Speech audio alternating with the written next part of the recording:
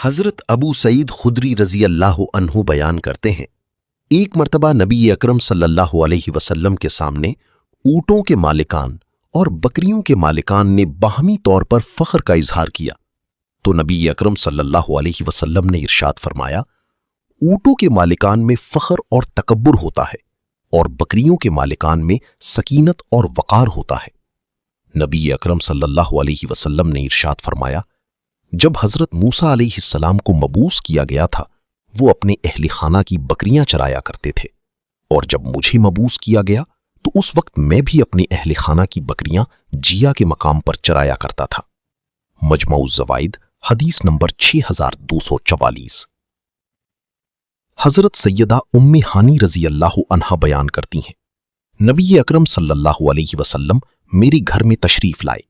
آپ نے ارشاد فرمایا، کیا وجہ ہے کہ میں تمہارے پاس برکت میں سے کوئی چیز نہیں دیکھ رہا ہوں؟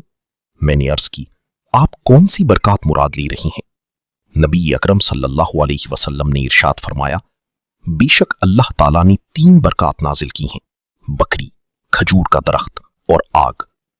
مجمع الزوائد حدیث نمبر 6252۔